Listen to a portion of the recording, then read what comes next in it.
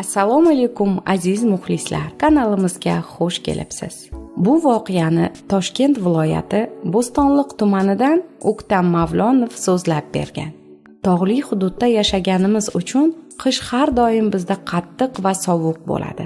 Albatta, bu fasl o'zining qahri bilan birga go'zalligi, maftunkorligi ham bor. Mol qo'y bahona oppoq qorga burkangan tog'ni, daraxtlarni, qir-adirlarni tomosha qilish shu qadar yoqimliki, go'yo musaffo olamga tushib qolganga o'xshaysiz. Men ham mana shu musaffolik sabab balki qishni juda yaxshi ko'rarman. Ehtimol qo'limda hunarim bo'lsa-da, mana shu oshuftalik meni har qish odamlarning qo'ylarini boqishga, cho'ponlik qilishga majbur etar. Dadasi, sovuqda yurib nima zaril, ishingizni qilavering.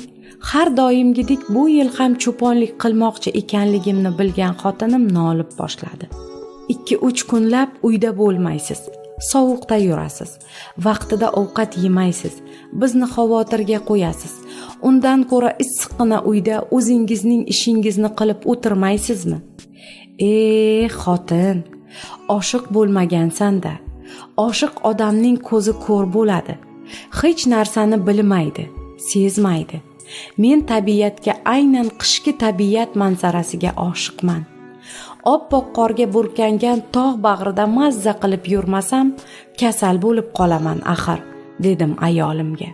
Shu bilan bir hafta ichida qo'ylarini menga ishonib topshirmoqchi bo'lgan kishilar va qo'ylari sonini ro'yxatini tuzib, toqqa chiqib ketadigan kunimni ma'lum qildim.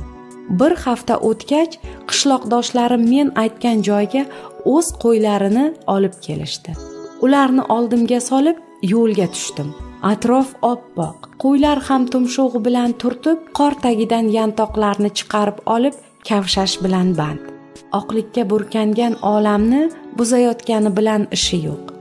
Men esa tabiatning betakror husniga o'zim va qo'ylarim bilan ziyon yetkazayotganimdan o'kinaman. Lekin baribir qalbimdagi oshuftalik yo'qolmaydi. Atrofni ishtiyoq va mehr bilan kuzataman. Asosiy ishim ham esdan chiqadi.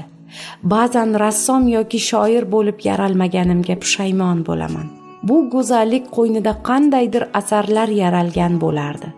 Essiz, shu xayol bilan yana entikib, suqlanib qarayman tog'u toshlarga. Ana shunday shaydolik bilan yurgan kunlarimning birida oldimda yurgan qo'ylarning nimadandir hurkib, quloqlarini dikraytirib, boshini ko'tarib olishganini ko'rdim. Bo'rining hidini oldim ekan, qishda bo'ri ko'p bo'ladi. Ehtimol tulki yurgandir. Atrofga alangladim. Oppoq qor ustida birorta zog'ni, qora narsani ko'rmadim. Hech narsa yo'q-ku, nimadan hurkiyapti bular? Hayron bo'lib dedim o'zimga o'zim. Shu payt qo'ylarning bir qismi ortga tisarilgandek bo'ldi. O'zim esa ular qarab turgan tomonda shaffof sharpani sezgandek bo'ldim. Xuddi inson qiyofasidagi muzga o'xshardi u. Muz kabi shaffof bo'lgani bois biroz ko'z ilg'ashi qiyin. Harakatlanayotgani tufayligina payqab qolish mumkin. Mening ko'zim tushishi bilan haligi sharpa tek qotdi.